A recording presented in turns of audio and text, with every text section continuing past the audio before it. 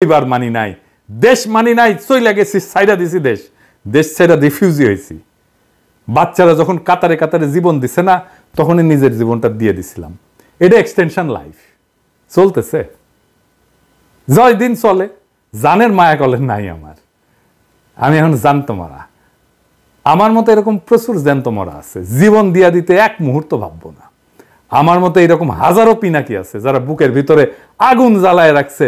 শত শহীদের রক্তের বিনিময়ে পাওয়া বিপ্লব যদি ধ্বংস হয় না, শহীদের রক্তের কসম বুকে মাইন বান্দা আমি অন্তত একটা উপদেষ্টার গায়ের উপরে ঝাঁপায় পড়বো, জয় বাংলা করে দেব নিজের সাথে তোদের। বাকিগুলারে আপনারা দেখে নিয়েন, আর তাদের দেখার জন্য অন্য লোক আছে।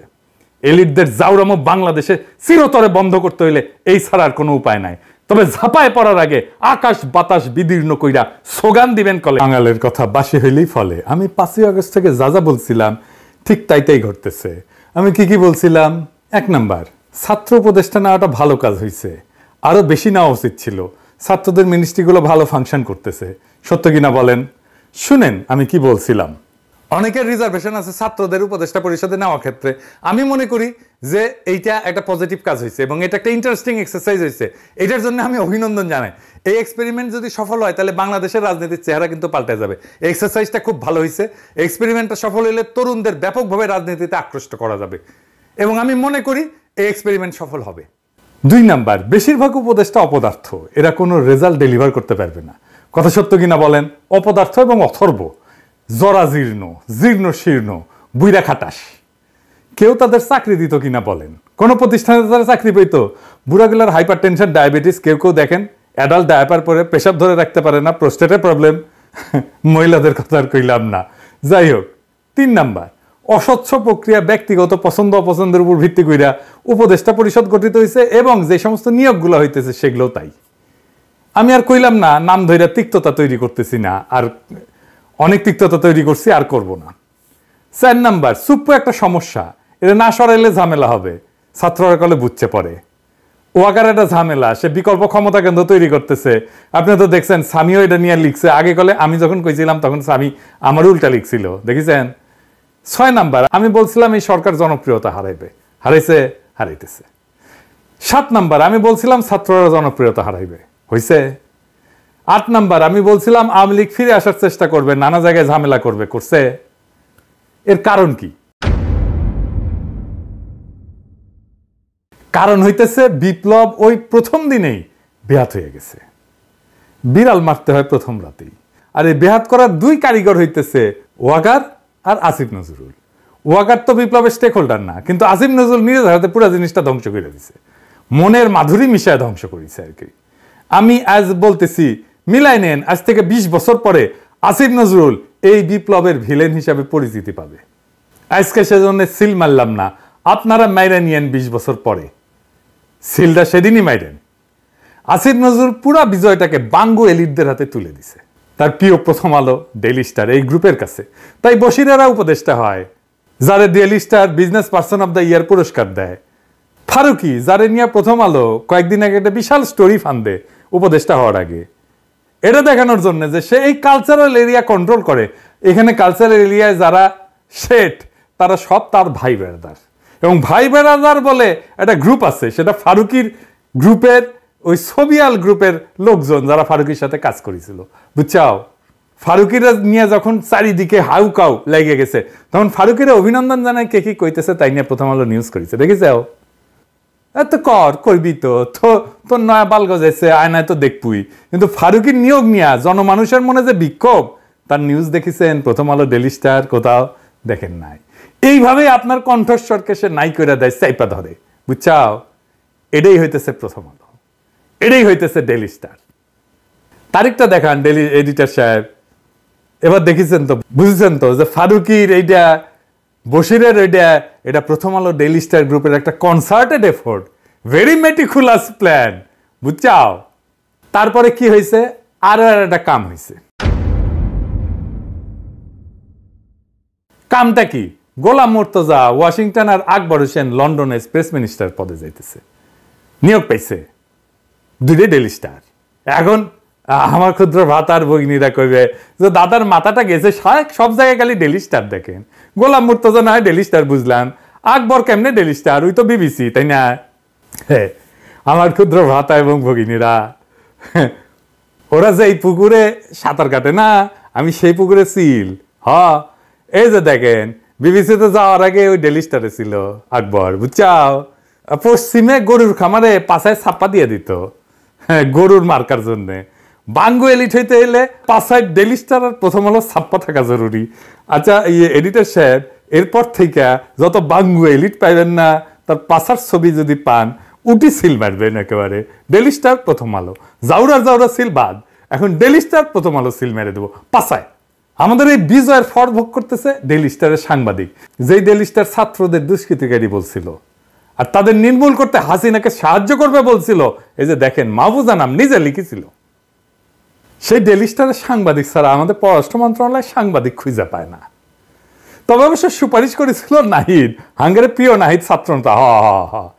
এই মাহফুজা নাম 7 সেপ্টেম্বর প্রফেসর ইউনূসের সাথে সাক্ষাৎ করে বলছিল 3 বছর পর্যন্ত প্রফেসর ইউনূস সরকারের কথা সুপারিশ করেছিল। দেখেন, প্রগতিশীল বিএনপি তো ডেলি স্টারকে হেভি সাপোর্ট দিতেছে, তো তারে ধরে না কেন? 3 বছর থাকার সার্টিফিকেট যে দিছিল, তখন ধরবে না কলে?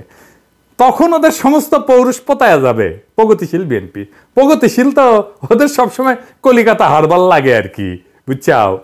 এইবার আসেন আসিফ নজরুল প্রসঙ্গে আর একটা বিষয় আসি। মাঝে এটা আগেই ধরবো ভাবিছিলাম, কিন্তু ওই যে জেনেভার যে ঝাড়ি খেয়েছে না, ওইটার জন্য একটু কয়েকদিন রিলিজ দিছিলাম। তবে আসিফ নজরুল কয়ে রাখি, ওইটার প্রতিশোধ করলে আমিই নিমু।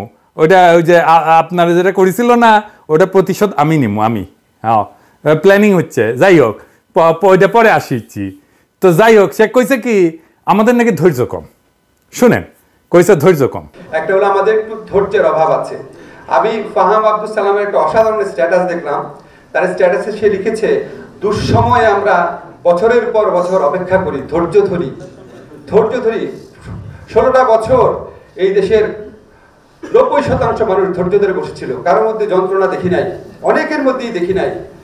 তো তখন এত ধৈর্য ছিল আমাদের, এত এরকম একটা ফ্যাসিস্ট রেজিমকে বছরের পর বছর আমরা ধৈর্য ধরে অপেক্ষা করলাম। এখন আমাদের একটু ধৈর্যটা একটু রাখতে হবে।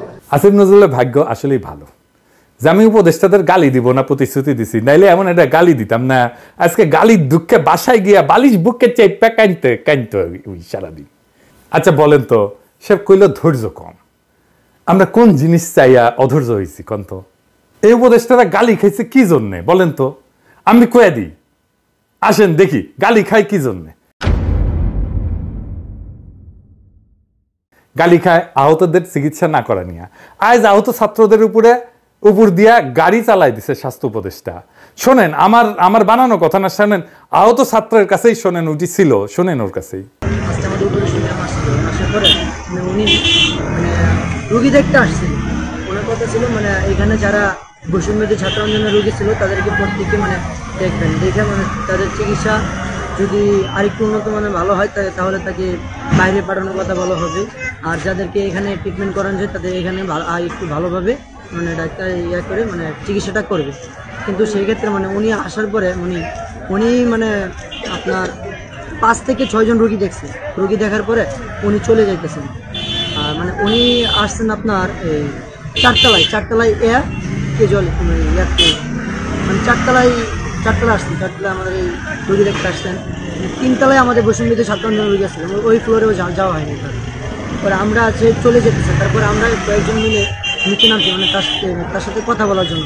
তো ম্যাম আপনি আসছেন, আসার পরে আপনি 4-5 জন রুগী দেখে চলে যেতেছেন, তাহলে আমরা কি করছি? আমরা তো বৈষম্যদের ছাত্র আন্দোলন।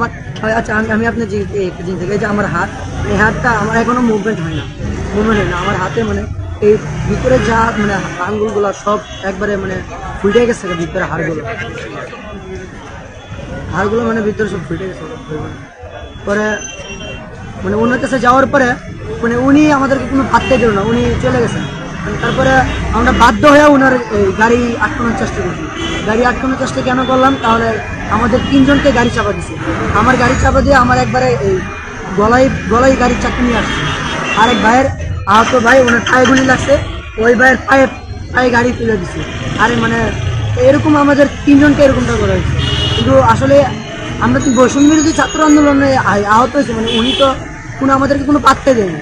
মানে আমরা মনে করেন রাস্তা দিয়ে ফুটপাতে মানে মানুষ যেরকম ব্যবহার করেছে আমরা তার কাছ থেকে এই সেম একই ব্যবহারটা পাইছি। দেখেন ওর হাতের কি অবস্থা হয়েছে গুলি খেয়ে, দেখেন আর কি জন্য রাগি, আর কি জন্য গালাগালি করিয়ে গেলে।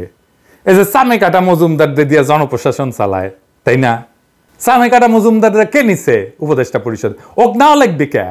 এই বুড়া খাটাস গুলারে মন্ত্রিসভায় আনা, এটা নিয়ে গেলে, তাই না?